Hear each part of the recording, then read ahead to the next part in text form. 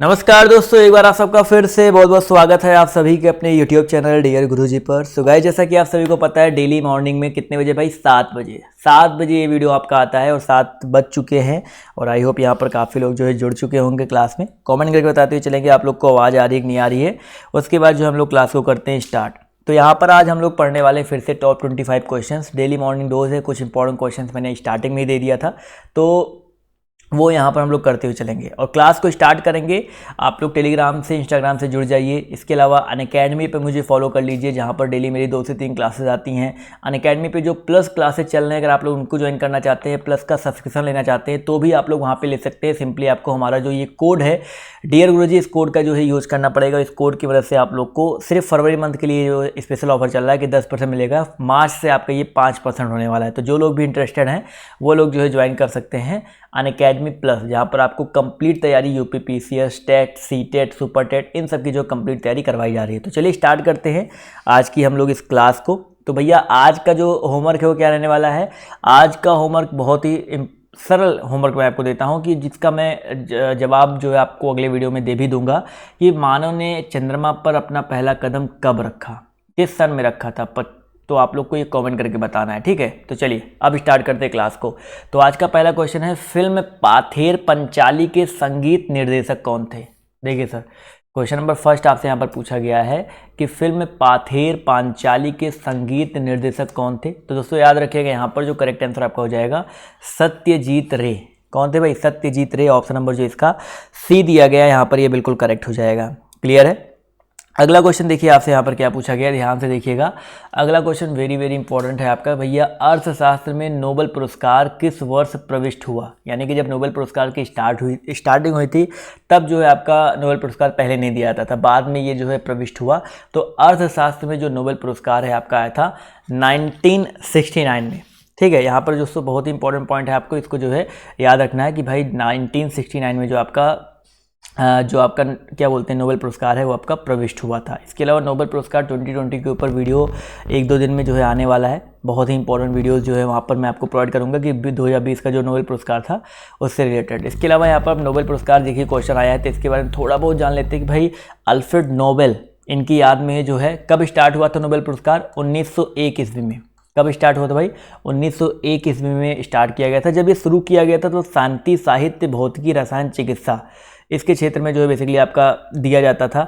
इसके अलावा अगर हम बात करते हैं क्या बोलते हैं जो अल्फ्रेड नोबेल थे वो कहाँ के रहने वाले थे, कहाँ के जो है वैज्ञानिक थे? तो स्वीडन के। ठीक है, स्वीडन के वैज्ञानिक थे। ये चीज़ जो है याद रखिएगा। इसके अलावा कभी कभी पेपर में आपके आता है कि इस पुरस्कार के लिए कितनी राशि जो है प्रदान की जाती है, तो $10 लाख। ठीक है, $10 लाख की जो राशि है प्रदान की जाती है, ये भी आप लोग याद रखिएगा। ठीक है, जो भी इंपॉर्टेंट चीज़ें होती है मैंने आपको यहाँ पर बता दिया है। तो चलिए स्टार्ट करते हैं, आज अगले क्वेश्चन की तरफ बढ़ते हैं। तो अगला क्वेश्चन देखिए आपसे यहाँ पर क्या पूछा गया है कि किस आंदोलन का नेतृत्व करने के लिए मार्टिन लूथर किंग को जाना जाता है? बताइए सभी लोग, किस आंदोलन का नेतृत्व करने के लिए मार्टिन लूथर किंग, बहुत ही फेमस पर्सनालिटी हैं, सभी को पता है इनके बारे में। तो भाई मार्टिन लूथर किंग को जाना जाता है रंग भेद के विरुद्ध। ठीक है, रंग भेद के विरुद्ध। तो ऑप्शन नंबर जो इसका बी दिया गया है यहाँ पर, ये बिल्कुल करेक्ट हो जाएगा। अगला क्वेश्चन देखो आपसे यहाँ पर क्या पूछा गया है कि भाई साहब नोबेल पुरस्कार की प्रथम मुसलमान महिला विजेता। ये क्वेश्चन मैंने 2 दिन पहले आप सभी से एज होमवर्क पूछा था ना। देखिए ये क्वेश्चन मैंने आप सभी से 2 दिन पहले आपसे पूछा था। तो भाई नोबेल पुरस्कार की प्रथम मुसलमान महिला विजेता जो है कौन है? काफ़ी लोगों ने जवाब दिया था भाई शिरीन इबादी। बहुत ही इंपॉर्टेंट क्वेश्चन है भाई, शिरीन इबादी। जितने लोग जवाब दे रहे हैं ऑप्शन नंबर डी, वो लोग यहाँ पर बिल्कुल करेक्ट हो जाएंगे। ठीक है, इंपॉर्टेंट क्वेश्चन है जितने भी यहाँ पर आपको देखने को मिल रहे हैं। अगला क्वेश्चन पूछा गया है भाई रडार। ये मैंने कल आपसे पूछा था, बहुत सारे लोगों ने भाई काफ़ी सारे लोगों ने यहाँ पर जो है जवाब दिया था। और मैंने आप सभी से जो है वादा किया था भाई, जो लोग यहाँ पर पिछले वाले क्वेश्चन में, पिछले वाला जो वीडियो दिया था मैंने, जो भी लोगों ने सबसे पहले जवाब दिया होगा उनका जो मैं नाम आप सभी के सामने लूँगा। तो यहाँ पर कल वाले क्वेश्चन मैंने आपके रडार से रिलेटेड क्वेश्चन पूछा था, तो काफ़ी लोगों ने, आकांक्षा सिंह ने देखिए यहाँ पर सही जवाब दिया था। इसके अलावा दोस्तों यहाँ पर अगर हम बात करते हैं, बहुत सारे लोगों ने बेसिकली जवाब दिया था। तो यहाँ पर देख सकते हैं सबसे पहले कितने थे उनका मैं नाम बताता हूँ। स्टार्टिंग के जो 3 लोग थे, तो अमरनाथ पाल, सावित्री चौरसिया और रौनक तक। ठीक है। तो भैया यहाँ पर रडार के आविष्कार की हम बात करते हैं तो ये जो है H.H. टेलर व लियो सी यंग, ठीक है, H.H. टेलर और लियो सी यंग, इन्होंने 1922 में जो है इसका आविष्कार किया था, यूएसए के रहने वाले थे। तो ऑप्शन नंबर डी यहाँ पर जो है बिल्कुल करेक्ट हो जाएगा। अगला क्वेश्चन देखिए आपसे यहाँ पर क्या पूछा गया है, भारत में अंग्रेजी का पहला समाचार पत्र किसने शुरू किया था? बताइए सभी लोग, भारत में अंग्रेजी का पहला समाचार पत्र जो है किसने शुरू किया था? 6 नंबर क्वेश्चन है, जवाब देखिए आना शुरू हो गया है। तो भैया याद रखिएगा J.N. हिक्की, ठीक है, यहाँ पर J.N. हिक्की की अगर हम बात करते हैं तो भारत में अंग्रेजी का पहला समाचार पत्र शुरू करने वाले यही थे। ऑप्शन नंबर जो इसका सी दिया गया यहाँ पर बिल्कुल करेक्ट हो जाएगा। अगला क्वेश्चन देखिए आपसे क्या पूछा गया है कि 1789 ईस्वी की फ्रांस की राज्य क्रांति का प्रमुख नारा क्या था? 1789 में, अभी अगर आपके पेपर में आता है फ्रांस की राज्य क्रांति जो है कब हुई थी? 1789 ईस्वी में हुई थी। इसका प्रमुख नारा क्या था भाई? इसका प्रमुख नारा था स्वतंत्रता, भ्रातृत्व और समानता। अपने संविधान में भी ये तो देखने को मिलता है ना। तो ऑप्शन नंबर जो इसका ए दिया गया है यहाँ पर ये बिल्कुल करेक्ट हो जाएगा। अगला क्वेश्चन देखिए आपसे यहाँ पर क्या पूछा गया कि निम्नलिखित में से किसमें भारत सदस्य राष्ट्र नहीं है? बताइए जी, G15 में, सार्क में, IMF में या ASEAN में? फटाफट यहाँ पर जवाब जो देते हुए चलेंगे। क्वेश्चन नंबर जो 8 है इसका जो करेक्ट आंसर क्या हो जाएगा? सभी लोग यहाँ पर जो है जवाब देते हुए चलिएगा, बहुत ही इंपॉर्टेंट क्वेश्चन है।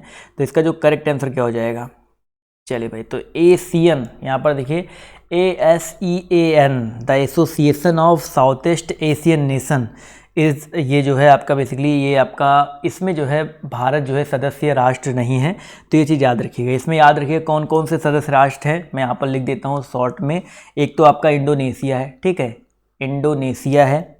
इसके अलावा इंडोनेशिया के अलावा दोस्तों याद रखिएगा आपका थाईलैंड है, थाई से याद रखेंगे ना, थाईलैंड है, सिंगापुर है, इसके अलावा मलेशिया है, फिलीपींस है, वियतनाम है, कंबोडिया है, म्यांमार है, और भी यहाँ पर आपके हैं, लेकिन यहाँ पर इतना याद रखिएगा, कुछ आपके इंपॉर्टेंट है। तो एशियन की अगर हम बात करते हैं कि इसके बारे में हेडक्वार्टर के बारे में बात करते हैं तो इसका हेडक्वार्टर जो है जकार्ता इंडोनेशिया में स्थित है। इसका हेडक्वार्टर कहाँ पे है? जकार्ता इंडोनेशिया में है। इसकी फाउंडेशन की अगर हम बात करते हैं तो ये 8 अगस्त 1967 1967 ईस्वी में जो है इंडोनेशिया में जो है इसका फाउंडेशन हुआ था। इसके बाद सार्क की अगर हम बात करते हैं तो सार्क के बारे में तो सबको पता होगा भाई, सार्क के बारे में जो है सबको पता होगा। सार्क के फुल फॉर्म कई बार पेपर में आता है, साउथ एशियन एसोसिएशन जो है आपका ये कॉर्पोरेशन है। और ये जो है बेसिकली आप सभी को पता है इसका हेडक्वार्टर नेपाल, जो राजधानी है काठमांडू, वहाँ पे स्थित है। IMF की बात करते हैं, देखिए IMF किसको पता है? कई बार मैं आपको बता चुका हूँ भाई, IMF का फुल फॉर्म कई बार पेपर में आता है, इसका हेडक्वार्टर आता है, बहुत सारी चीज़ें आपकी यहाँ पर पेपर में आती है भाई। तो IMF क्या है भाई? इंटरनेशनल मॉनेटरी फंड, अगर हम बात करते हैं इसके बारे में तो ये कई बार आपके पेपर में जो है पूछा जाता है, ठीक है। इसके अलावा यहाँ पर G15 क्या है भाई? सब लोग बताते हुए चलेंगे। G15 वेरी वेरी इंपॉर्टेंट है, भारत तो इसका सदस्य है, सभी को पता ही है। G15 बेसिकली क्या होता है? ग्रुप ऑफ 15 जिसको बोलते हैं। बेसिकली फाउंडेशन 1989 में हुई थी, हेडक्वार्टर आपका जिनेवा स्विट्जरलैंड में है। और इसके अलावा यहाँ पर लोकेशन तो मैंने आपको बता ही दिया। और इस समय जो है केन्या शायद इसका चेयर जो कंट्री है आपका केन्या है, ठीक है। चलिए अगला क्वेश्चन देखिए आपसे यहाँ पर क्या पूछा गया है, भारत में उपग्रह अनुवर्तन तथा सर्वेक्षण केंद्र स्टार्स यानी कि satellite trekking and ranging station, stars की बात हो रही है, देखो ध्यान से। फुल फॉर्म भी यहाँ पर देखिए आपको तैयार हो गया होगा, satellite trekking and ranging station, stars का फुल फॉर्म होता है।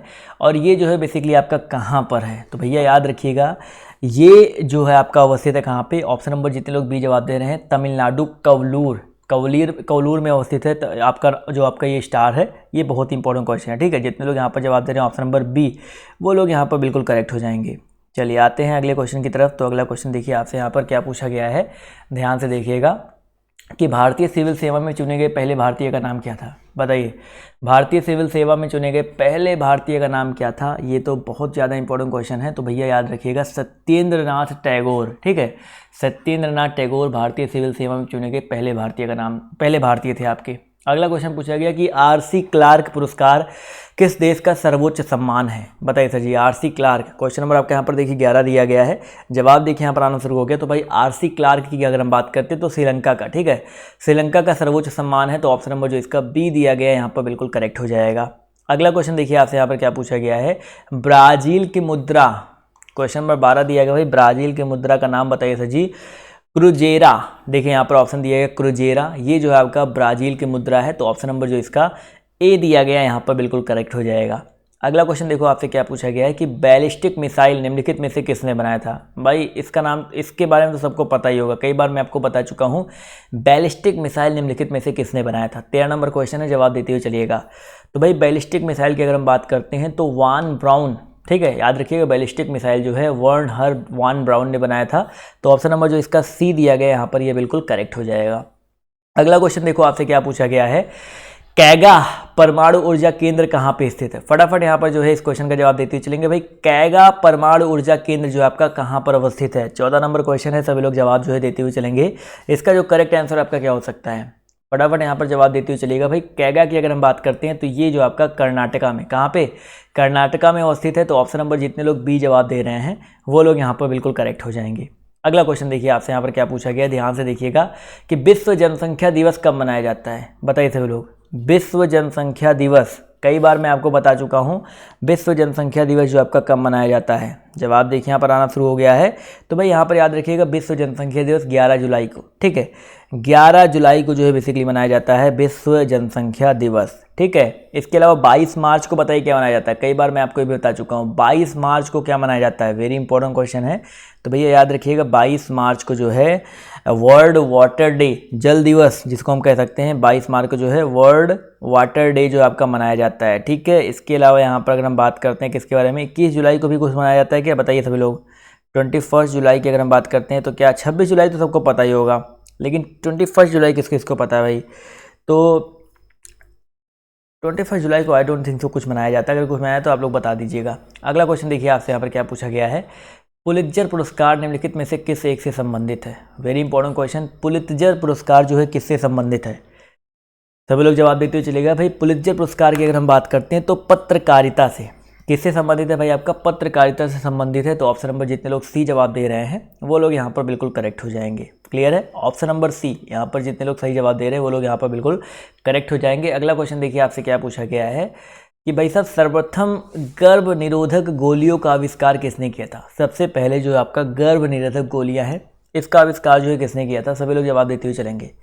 17 नंबर क्वेश्चन है, जवाब देते हुए चलिएगा। भाई माइकल डी बार्क, वाल्टन लिलहेन या टिम हिनमैन, तो यहाँ पर पिकनस ने, ठीक है, इन्होंने जो है किया था गर्भ निरोधक गोलियों का आविष्कार सबसे पहले, तो ऑप्शन नंबर जो इसका डी दिया गया है यहाँ पर बिल्कुल करेक्ट हो जाएगा।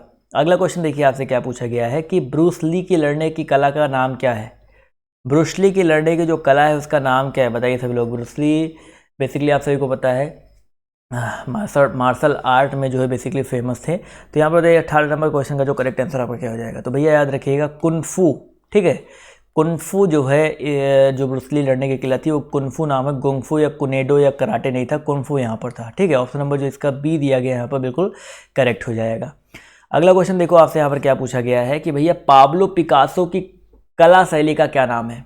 देखिए भाई 19 नंबर क्वेश्चन है, फटाफट जवाब देते हुए चले। पाब्लो पिकासो, पाब्लो पिकासो भाई बहुत ही फेमस पर्सनालिटी हैं, आप आई होप इनके बारे में तो सबको पता ही होगा, ठीक है। पाब्लो पिकासो स्पेन के रहने वाले थे, स्पेनिश पेंटर हैं आपके बेसिकली आपके ये बहुत मतलब चित्रकारिता में तो आप सभी को पता है भाई, मतलब आप देखोगे तो मज़ा ही आ जाएगा। तो 19 नंबर क्वेश्चन का जो करेक्ट आंसर क्या हो जाएगा, बिल्कुल सही बात है सर, यहाँ पर क्यूबिज्म, ठीक है, क्यूबिज्म जितने लोग जवाब दे रहे हैं ऑप्शन नंबर बी वो लोग यहाँ पर बिल्कुल करेक्ट हो जाएंगे।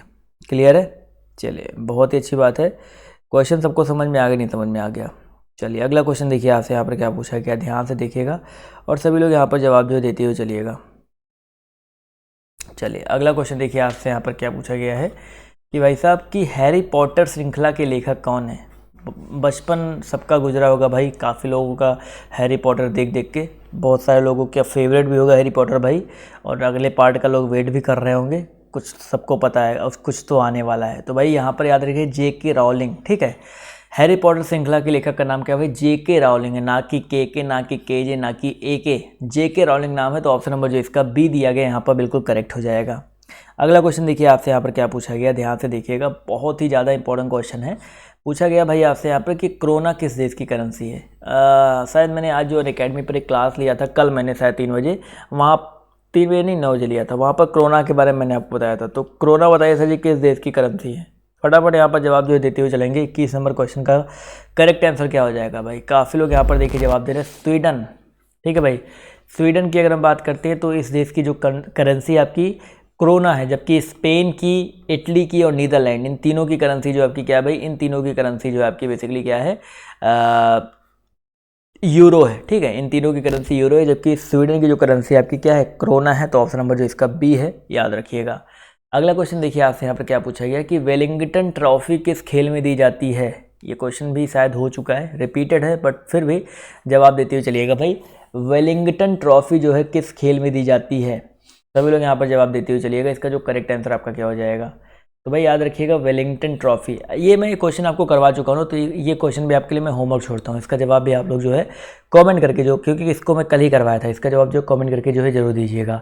अगला क्वेश्चन देखिए आपसे यहाँ पर क्या पूछा गया है कि अज्ञात सैनिकों का स्मारक भारत में कौन सा है? क्या पूछा गया आपसे यहाँ पर?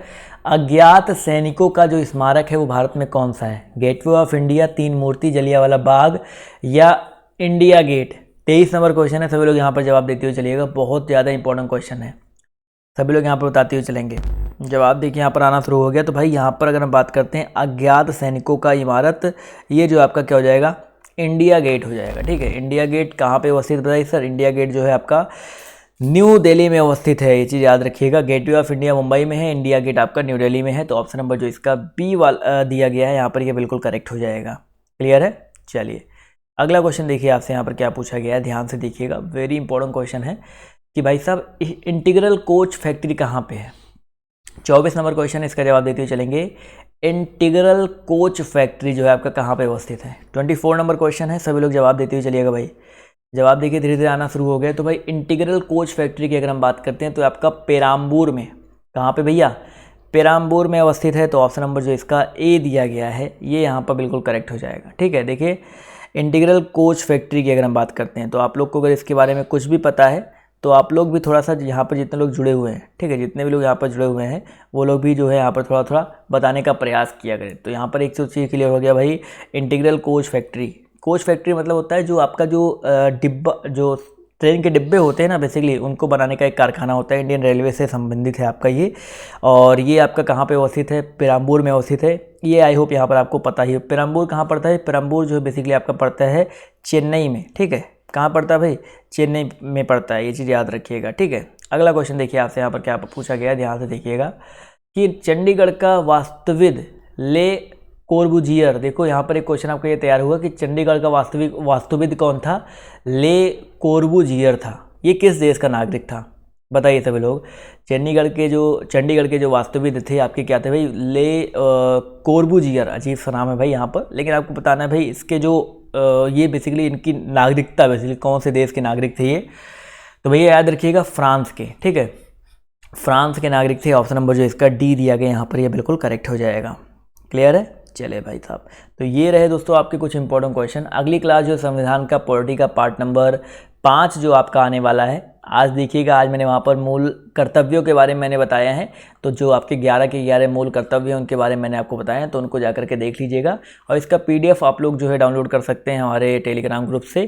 तो टेलीग्राम ग्रुप का लिंक मैंने नीचे डिस्क्रिप्शन बॉक्स में दिया हुआ है, वहाँ से जाकर के आप लोग ज्वाइन हो सकते हैं। तो 7:30 से आपकी जो अगली क्लास चलने वाली है, तो उसका लिंक मैंने दे दिया, आप लोग जरूर आ जाइएगा। तो आज की इस क्लास में सिर्फ इतना ही। अभी के लिए बाय बाय, टेक केयर, जय हिंद, जय भारत। मिलते हैं आप सभी से नेक्स्ट वीडियो में।